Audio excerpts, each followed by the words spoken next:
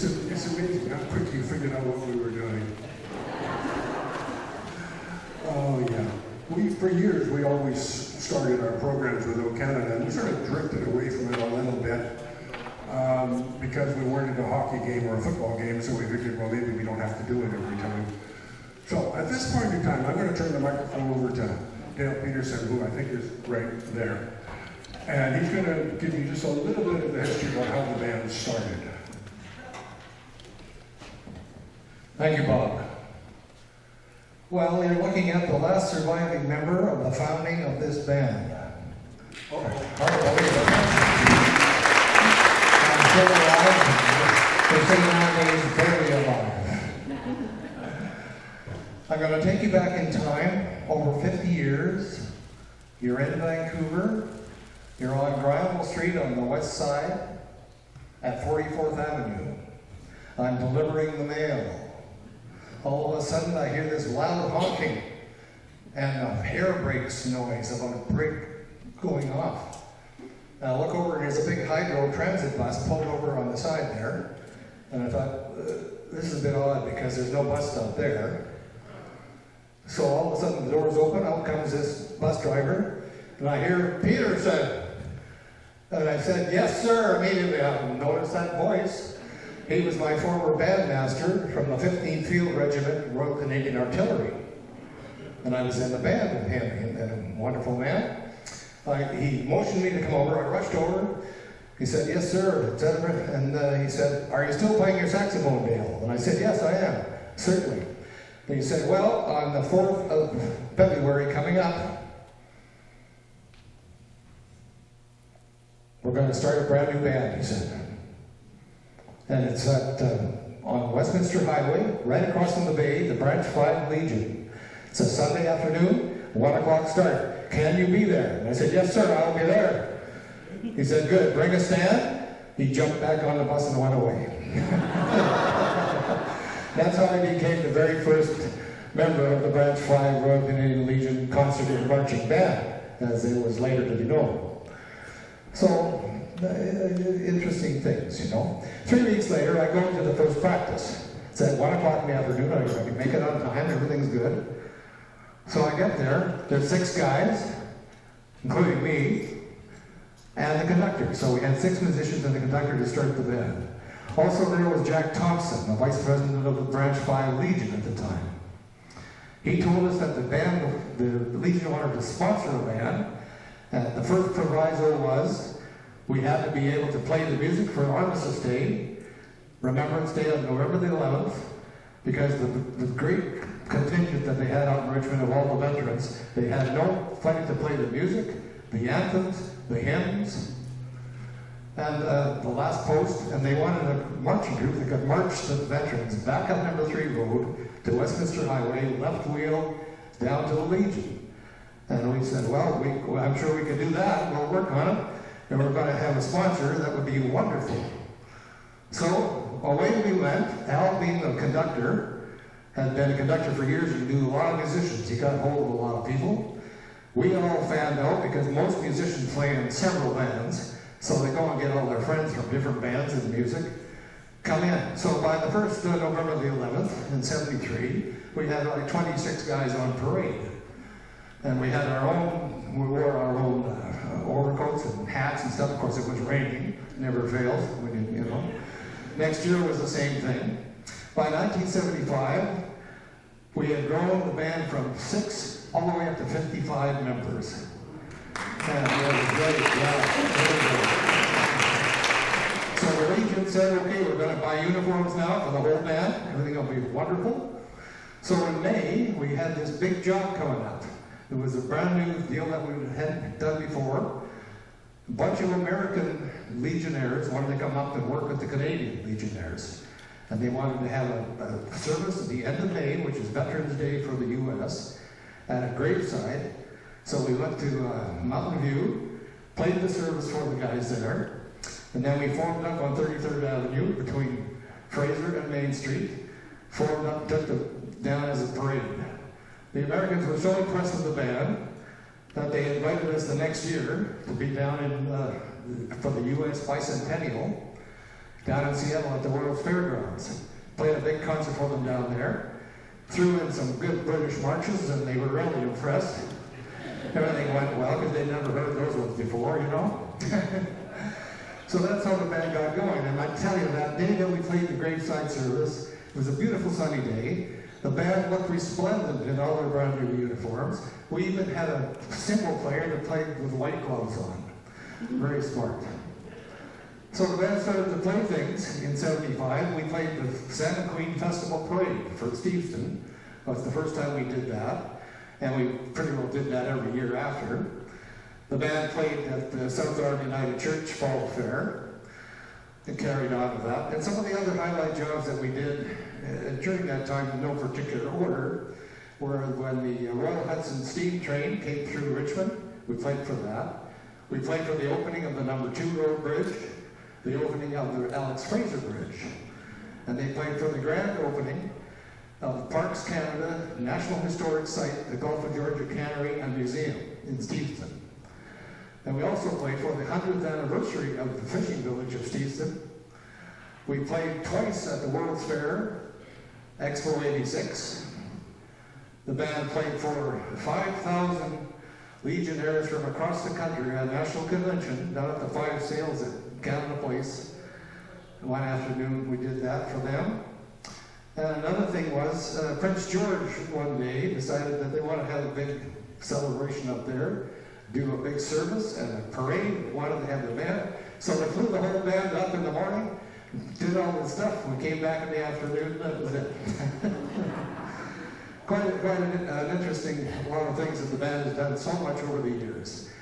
I'd like to point out to you at this time, our founding conductor's wife and daughter are here, Olga Sweet and Elsie Sweet. Please wave.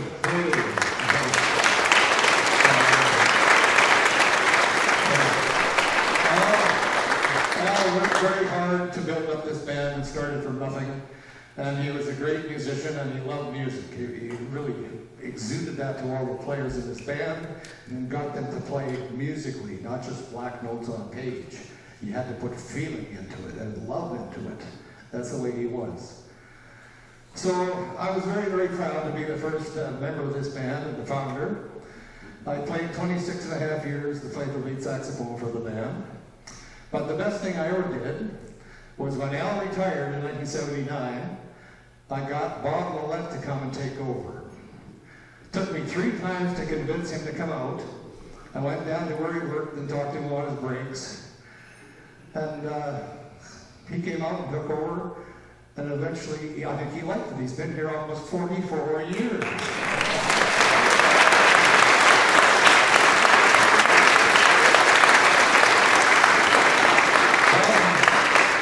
Bob is a fabulous musician and an incredible mind for music.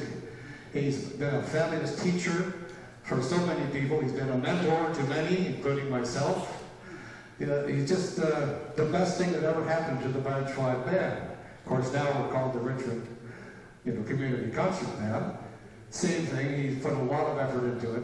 So without further ado, we're going to carry on now with the concert and go back to Bob. Thank you for your kind attention.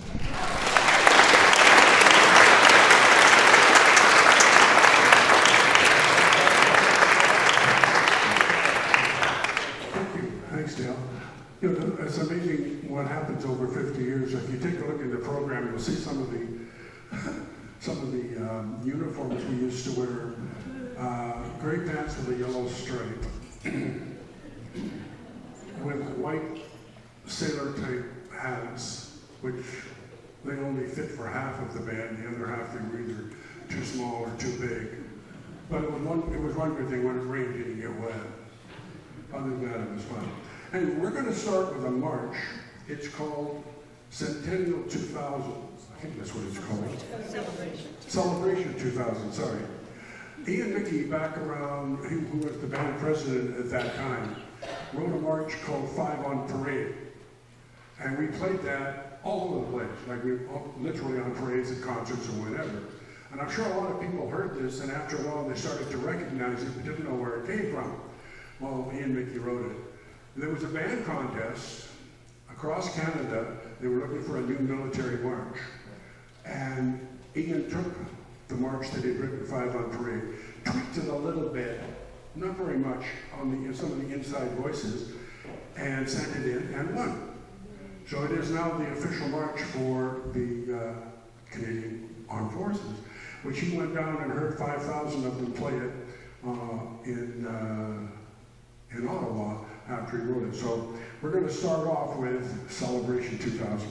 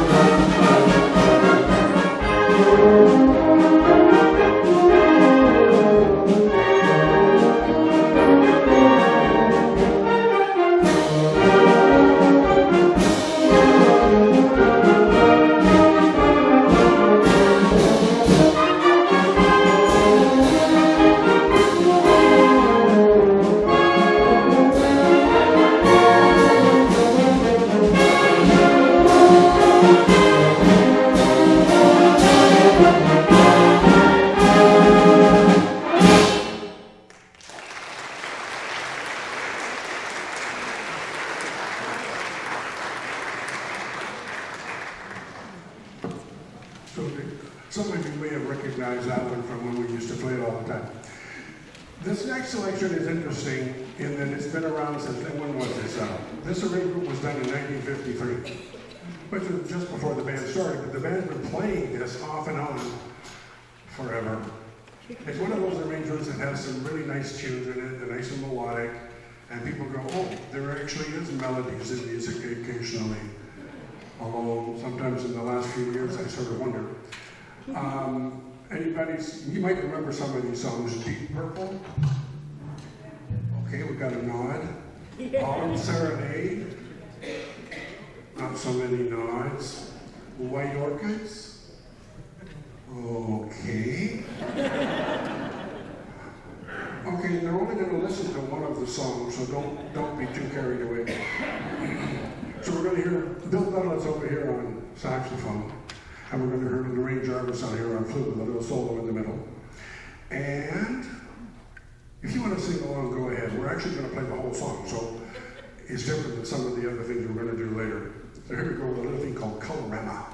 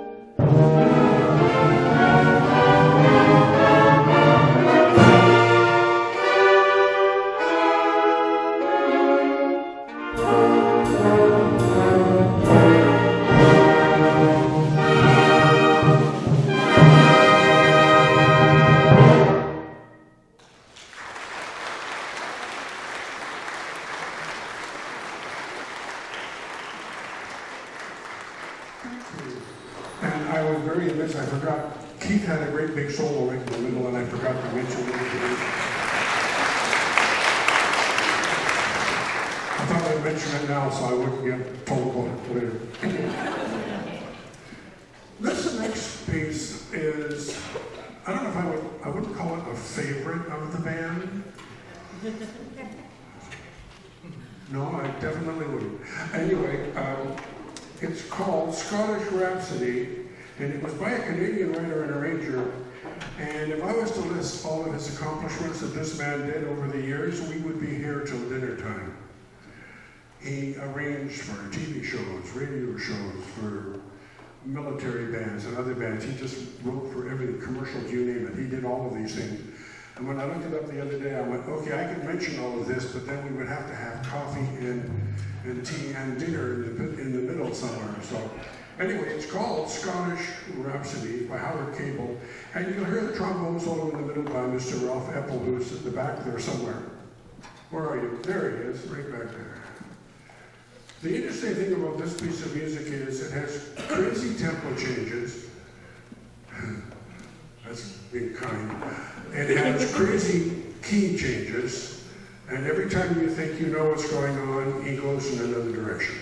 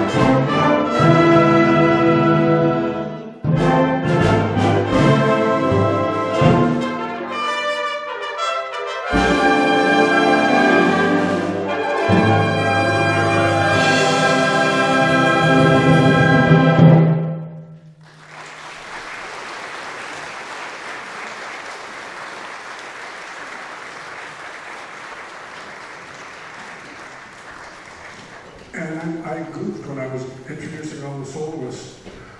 Bill over here had an alto sax solo, which really wasn't an alto sax solo, it was an oboe solo. That's okay, you can think about it. And then John Smith back there on trumpet, I forgot to mention, I solo in the middle, there he is.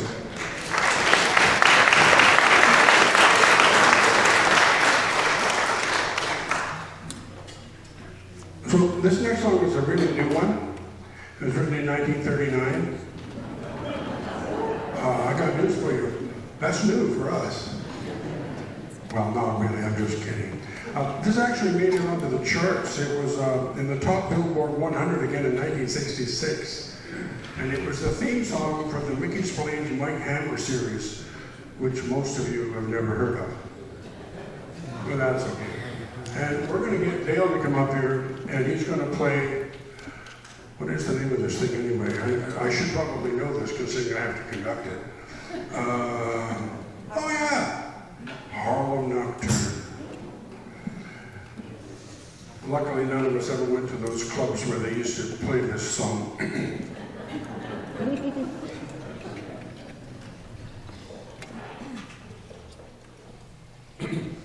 Hi, Dale. Hey, Bob. Are you ready? Yeah, well, I You guess. sort of look ready. I'm ready. Did I take off the mouthpiece cap? Okay, I took it off. I put the reed on this time. Here we go.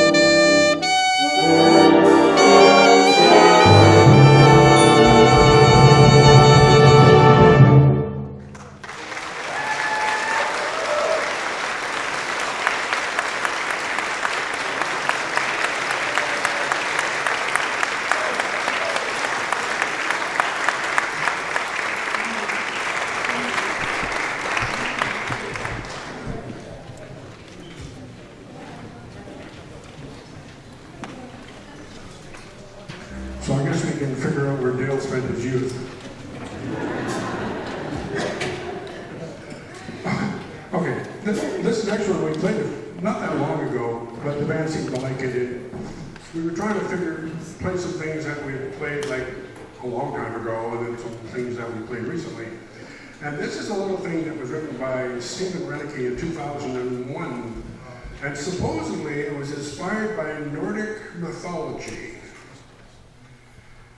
Yeah. Okay, so the first section is supposed to be the creation of good and evil.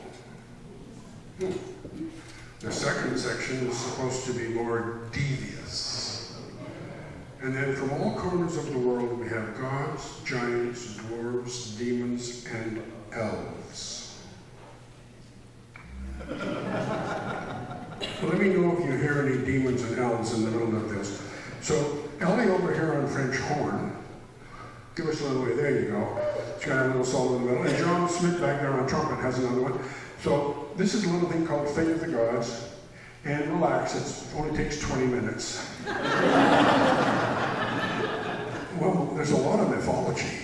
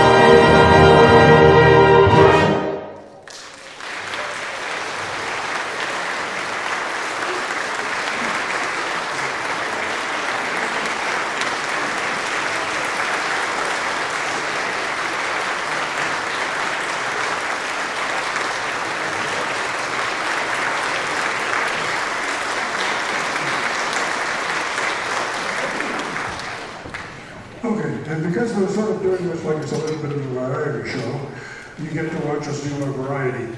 We're going to throw most of the band out and just keep the clarinet section. And I'll turn this microphone over to Keith eventually once he figures out where everybody's going to stand. And then we'll have a little clarinet choir. And then after that, we'll do a little Dixieland stuff. The people seem to like that. And then we'll come back and torture you some more with some band music. So just relax for a minute and you can watch. But sometimes we call this our gong show.